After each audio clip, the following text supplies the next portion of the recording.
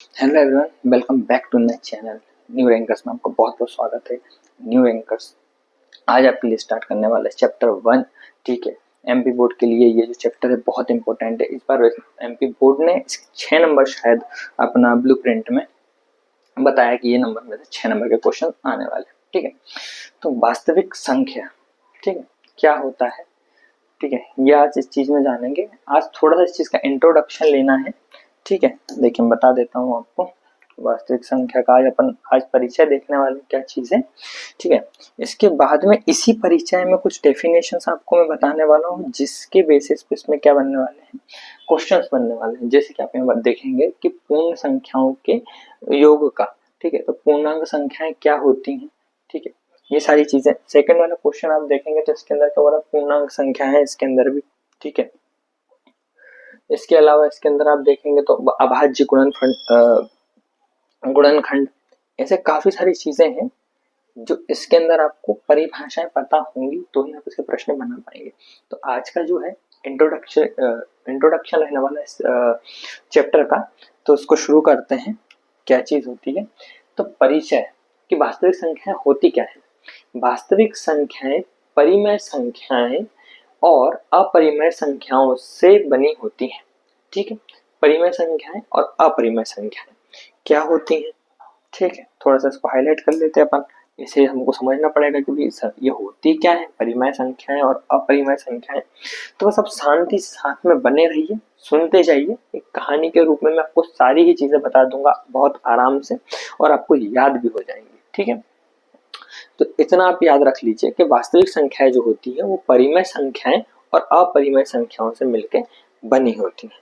ठीक है, अच्छा, उसके बाद में ये इसकी कुछ महत्वपूर्ण जो है, मैंने आपको अभी बताया कि इसके अंदर काफी सारी ऐसी टेक्निकल वर्ड्स आने वाले हैं जिसका अगर आपको परिभाषाएं अगर पता होंगी तो आप प्रश्नों को समझ पाएंगे, अन्यथा प्रश्न सिर के ऊपर से निकल जाएगा, हमें हवा तक नहीं लगेगी क्वेश्चन था क्या। ठीक है, तो उसी की साथ साथ ये सारी चीजें मैंने यहाँ पे बनाई हैं आप लोगों के लिए। एक बार इन चीजों पे ध्यान देते चलिए, एक बार पुस्तक की भाषा से समझ लीजिए कि पुस्तक आपको क्या कहना चाहती है, बुक आपको क्या कहना चाहिए, बुक की लैंग्वेज एक बार समझ लीजिए। उसके बाद में हम हमारी लोकल भाषा में तो समझेंगे ही कि क्या चीज क्या है। ठीक है, तो प्राकृतिक संख्याएं, इसका पहले स्क्रीनशॉट ले लीजिए, आप उसको नोट डाउन कर लेना आपके नोट्स में। प्राकृतिक संख्याएं वे संख्याएं हैं जिनका उपयोग गिनती के लिए किया जाता है और वे वास्तविक संख्याओं का हिस्सा होती हैं। प्राकृतिक संख्या के समूह को केवल धनात्मक पूर्णांक शामिल होते हैं, जैसे कि 1 2 3 4 6 से अनंत। दो चीजें इसमें याद रखने वाली चीजें हैं, जो आप बोलोगे कि सर ये तो फिर से घुमा फिरा के आप वहीं पे लेके आ गए। यहाँ पे फिर से आ गया वास्तविक संख्याएं और ये धनात्मक पूर्णांक क्या होता है। ठीक है, तो मैंने आपको बोला बस आप सुनते जाइए, ये सारी ही चीजें अभी हम परिभाषाएं भी समझ रहे हैं। ये पुस्तक की तरफ से ये जो हमको आती है परिभाषाएं पुस्तक में जो दी है वो अभी पढ़ रहे हैं हम लोग। अभी हम हमारी लोकल भाषा में समझेंगे पूरा कैसे कैसे ये आई, पहले प्राकृतिक संख्या कैसे आई, फिर पूर्णांक कैसे बनी, पूर्ण कैसे हुई। ठीक है, अब उसके बाद परिमेय कैसे हुई, अपरिमेय कैसे हुई, ये सारी चीजें हम अभी इसके बारे में समझने वाले हैं। ठीक है, अभी बस इनको आप लिख लीजिए, नोट डाउन कर लीजिए, एक एक चीज आपको समझ में आ जाएगी। सेकंड नंबर पे क्या बोल रहा है, पूर्ण संख्याएं। तो पूर्ण संख्याएं क्या होती है बच्चा, पूर्ण संख्याएं बिना अंक वाली संख्याएं होती हैं और यह धनात्मक पूर्णांक और शून्य का संग्रह होती हैं। ठीक है, तो यहाँ जो लिखा ना बिना अंक, तो ये इसकी बात हो रही है बच्चे, जीरो की। ठीक है, और इसे W से चिन्हित दर्शाया जाता है और संख्याओं का समूह 0 से शुरू होता है। ठीक है, तो इसको अभी आप बस एक मोटा मोटा समझने के लिए लिख लें कि जो प्राकृतिक संख्या होती है उसे 1 से शुरू करते हैं और ये 3 4 5 6 और ये अनंत तक जाती है। ठीक है, ये होती है। ये पूर्ण संख्याएं हैं, पूर्ण संख्याएं क्या होती हैं, 0 से शुरू होती हैं, 0 से शुरू होती हैं और ये कहाँ तक जाती हैं, ये भी अनंत तक जाती हैं।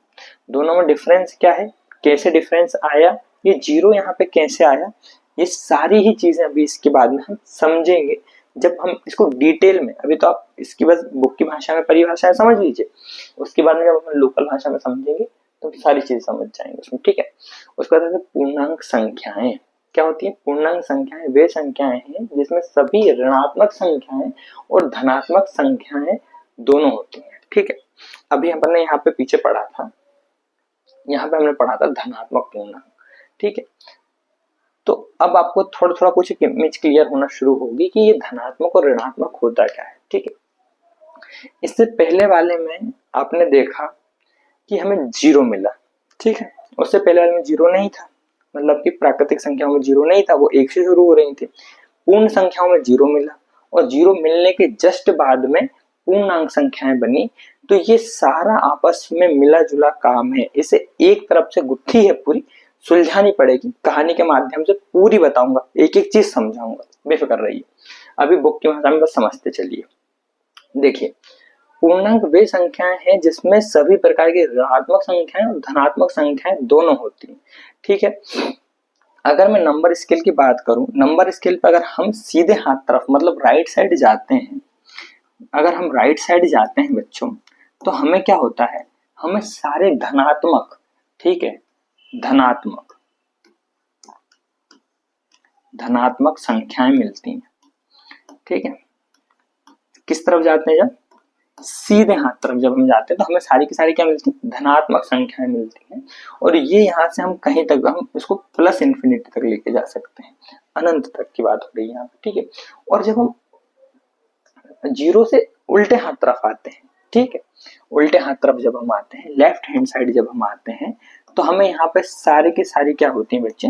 ऋणात्मक संख्याएं मिलती है, संख्याएं मिलती है। ठीक है, अगर सीधे हाथ तरफ जा रहे हैं तो धनात्मक और उल्टे हाथ तरफ आ रहे हैं तो ऋणात्मक संख्या मिलेंगी। ठीक बात है, इतनी क्लियर है कि प्राकृतिक संख्याओं की परिभाषा हमने देखी, उसके बाद पूर्ण की देखी, उसके बाद में अब हमने पूर्णांक भी देखा कि क्या होता है। ऋणात्मक और धनात्मक का कॉन्सेप्ट पूर्णांक संख्याओं से ही निकला है। तो इसको आप एक बार समझ लीजिए कि क्या होती है ऋणात्मक, जिनमें नेगेटिव साइन होता है, ये कहाँ तक जाती है? माइनस अनंत तक ये जाती है। ठीक है, और धनात्मक जिनमें प्लस साइन होता है वो प्लस अनंत तक जाती है। ठीक है, इसके बाद में हम देखेंगे पुस्तकीय ज्ञान है सारा का सारा, बस लेते चलिए, बाकी मैं आपको सारी चीजें समझाऊंगी। सम संख्याएं, इसकी एक बार आप स्क्रीनशॉट ले लीजिए इन सारी परिभाषाओं का, है ना, और इनको नोट डाउन कर लेना। इनको बस सिंपल भाषा में समझाते चलते हैं। कोई भी संख्या जो सिर्फ दो से पूर्ण विभाजित हो सके सम संख्याएं कहलाती है। सम संख्याओं का अंतिम अंक हमेशा अच्छा बराबर, ठीक है, 0, 2, 4, 6 या फिर 8 होता है। सम संख्याओं के कुछ उदाहरण 2, 4, 6, 8, 10, 12, 14, 16 है। यह सम संख्या है क्योंकि इन संख्याओं को बराबर दो सम। चलो ठीक है, क्या होता है? सम संख्याएं वह संख्याएं हैं बच्चों जिन्हें हम दो भागों में बराबर बांट लें। जैसे उदाहरण पे अगर मैं ले लूं यहाँ पे 4, ठीक, तो 4 को हम क्या लिख सकते हैं? 4 को हम लिख सकते हैं 2 गुणा 2। ठीक, इसको हम दो दो के दो भागों में बांट सकते हैं। ठीक, जो बराबर बट जाए वो क्या है? सम है। और इसी का उल्टा होता है विषम। विषम संख्याएं वो संख्याएं होती है जिन्हें हम दो बराबर भागों में नहीं बांट सकते, यानी कि हम उन्हें दो से भाग नहीं दे सकते, वो होती हैं विषम संख्याएं। ठीक है, आगे बढ़ते हैं। ये इसका एक चार्ट है, आप लोगों के यहाँ पे लगाया है मैंने। इवन नंबर और ऑड नंबर है। इवन मतलब होता है सम संख्याएं, सम संख्याएं, और ऑड मतलब होता है बेटे विषम संख्याएं। सम संख्याएं अगर हैं तो उसके पीछे हमेशा बच्चा को 2, 4, 6, 8 और 0 मिलेगा हमेशा। अगर पीछे 2, 4, 6, 8 और 0 है तो वो सम संख्याएं हैं। और यदि किसी भी संख्या के पीछे वाली जो सबसे पीछे वाली जो संख्या है, अगर आपको 1, 3, 5, 7 और 9 मिल रही है, यानी कि वो संख्या बच्चा विषम संख्याएं हैं। तो ये चीज होती है, ये जो चीज है इससे पता कर सकते हैं कि कौन सी चीज संख्या है, कौन सी विषम है। ठीक है, सम है या फिर विषम है। ठीक, इसके आगे चलेंगे।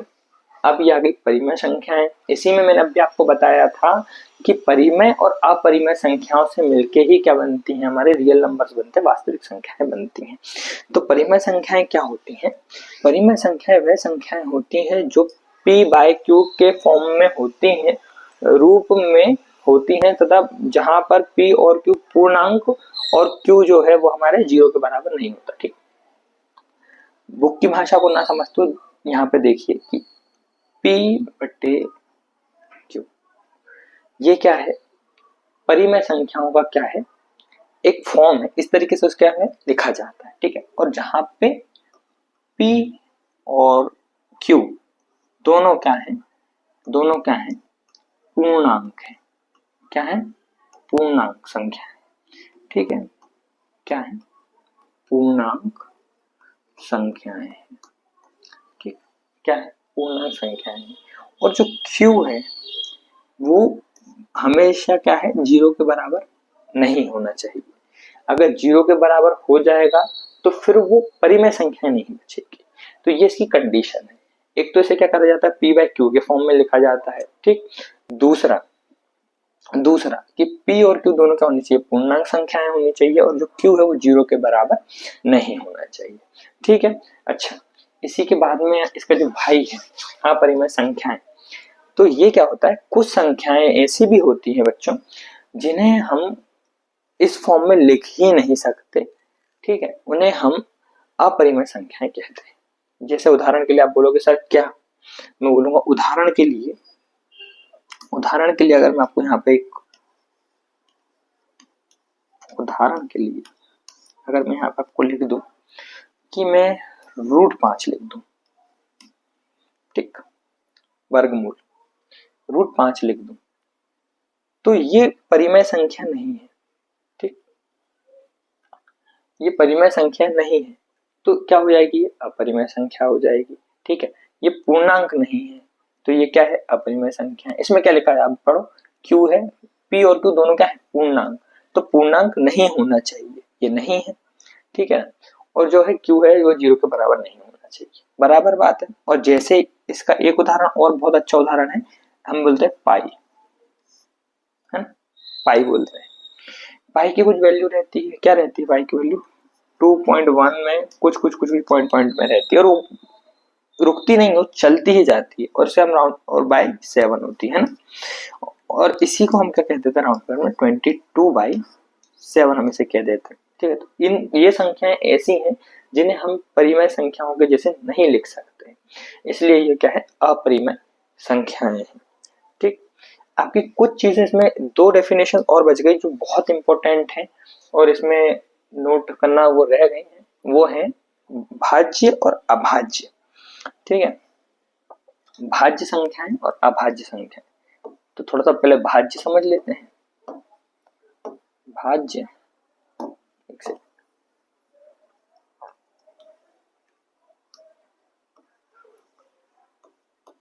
पहले भाज्य समझ लेते हैं कि भाज्य संख्या क्या होती है। भाज्य संख्याएं क्या होती हैं, फिर उसके बाद समझ लेंगे कि अभाज्य संख्याएं क्या होती हैं। ठीक है, तो भाज्य संख्याएं वह संख्याएं हैं बाबू जो हमें भाग करने पे 2 से ज्यादा गुणनखंड दे। ठीक है, जो भाग करने पे 2 से ज्यादा गुणनखंड दें वो क्या है, वो भाज्य संख्याएं हैं। उदाहरण के तौर पे अगर मैं यहाँ लिख दूं 14, ठीक, या फिर 16, दोनों संख्या आप लेके चले।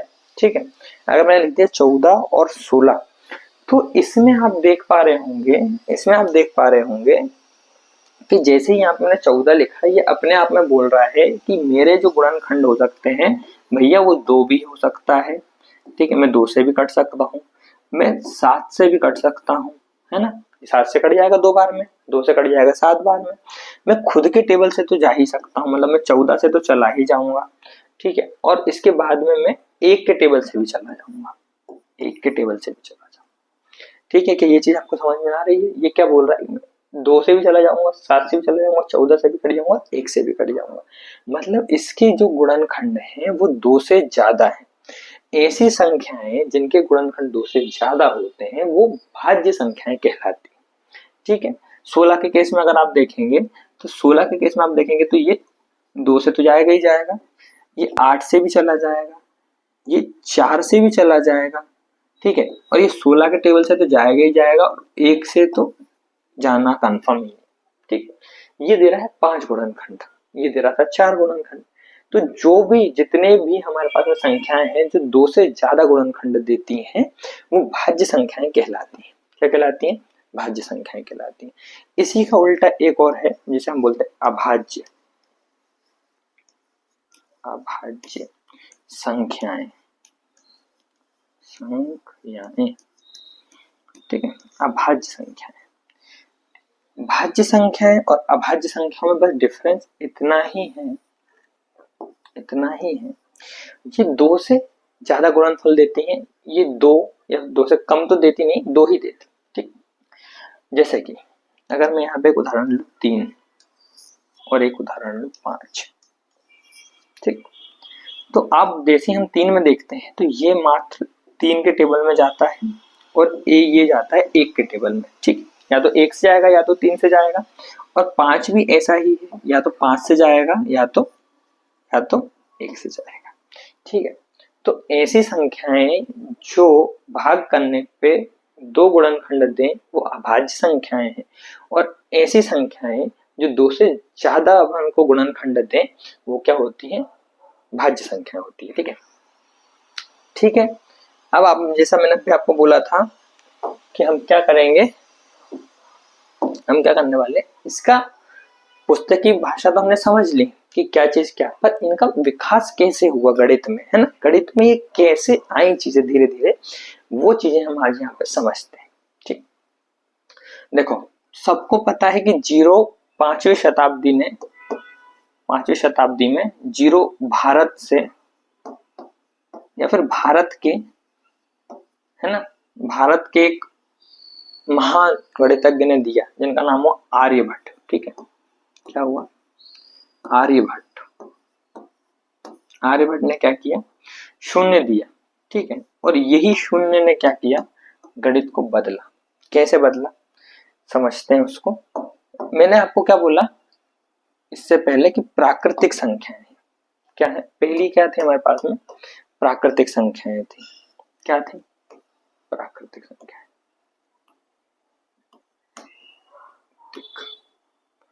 प्राकृतिक संख्याएं।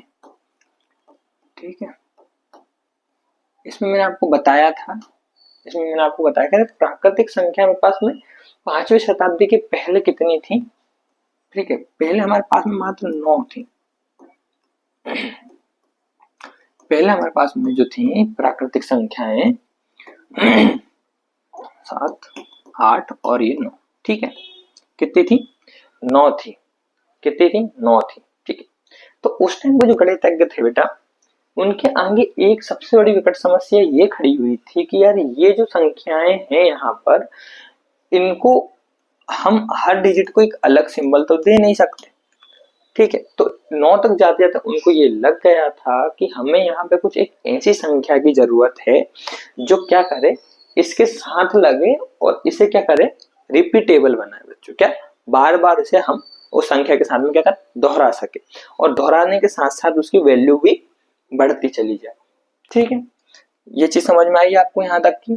तो 5वीं शताब्दी से पहले हमारे पास में कितनी थी संख्याएं? 9 थी।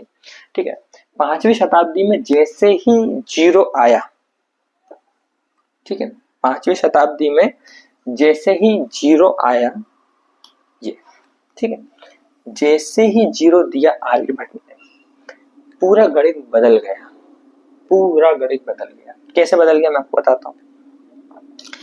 5वीं शताब्दी के बाद में जीरो आया तो एक नई सीरीज बनाई गई। ठीक है, एक नई श्रृंखला बनाई गई जिसे कहा गया पूर्ण संख्याएं।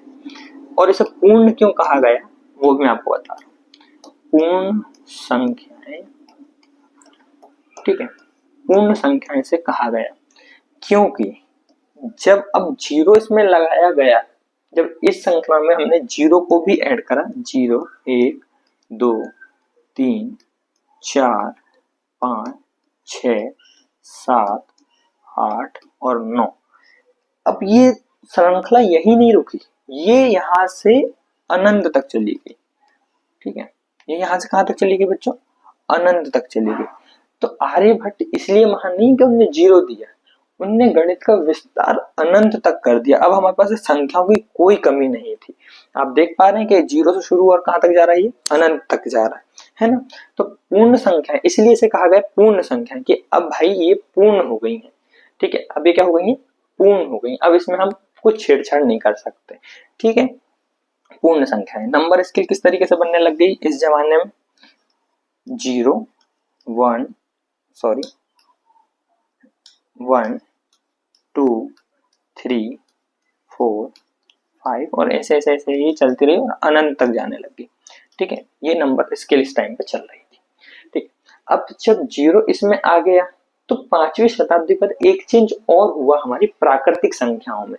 क्या था वो चेंज? वो चेंज ये था कि पहले प्राकृतिक संख्याएं 1 से लेकर 9 तक थी, पर जैसे ही जीरो आया प्राकृतिक संख्याओं की जो चेन चल रही थी 1 से लेकर 9 तक, अब वो 1 से लेके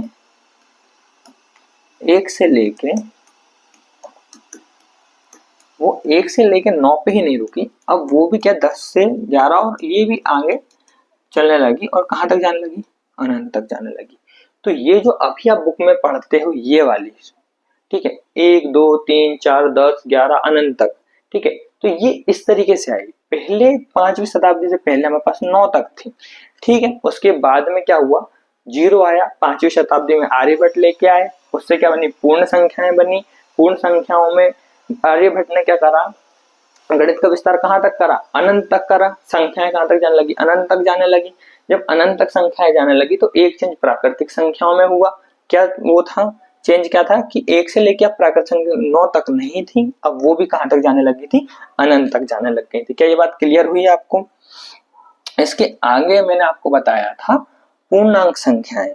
ठीक है, तो अब यहां तक जो था मैक्स क्या था? विस्तार कर रहा था, गणित बढ़ता जा रहा था।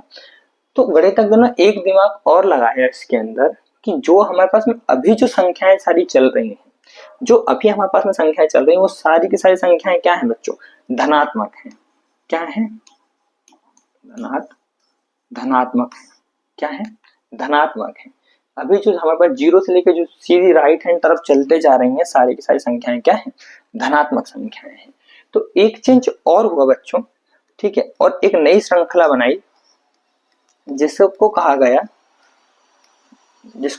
गया एक सेकंड रुकना, जिसको कहा पूर्णांक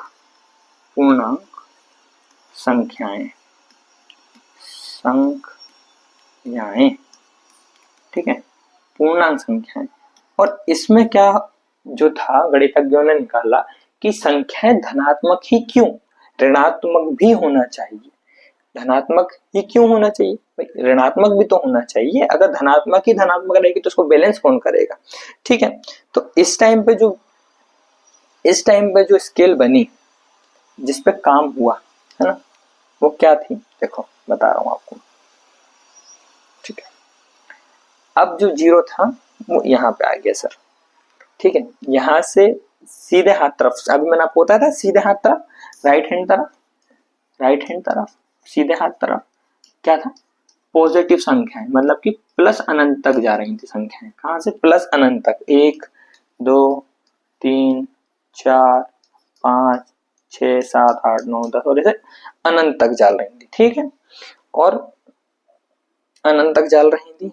और यहाँ पे उल्टे हाथ तरफ अभी मैंने आपको बताया था कि लेफ्ट हैंड तरफ वही संख्याएं क्या चल रही थी? माइनस में चल रही थी। कैसे? -1 -2 -3 -4 और ऐसे ऐसे माइनस की संख्या कहां तक जा रही थी?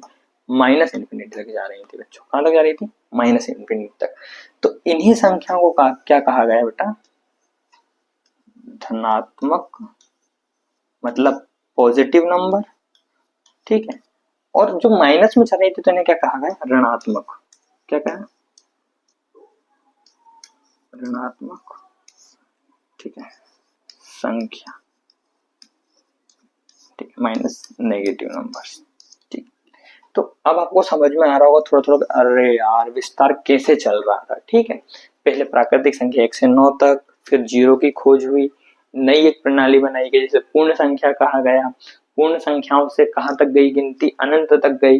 ठीक है, 5वीं शताब्दी तक प्राकृतिक संख्याओं में चेंज हुआ। क्या चेंज हुआ, 1 से लेके वो भी अनंत तक जाने लगी। अब जब अनंत तक धनात्मक संख्याएं जा रही थी तो दिमाग लगाया गया कि भाई धनात्मक है, अगर धनात्मक संख्याएं हैं तो ऋणात्मक भी होना चाहिए। फिर एक श्रृंखला बनाई जिसे पूर्ण संख्याएं, पूर्णांक संख्याएं कहा गया, माफ करना, पूर्णांक संख्याएं कहा गया।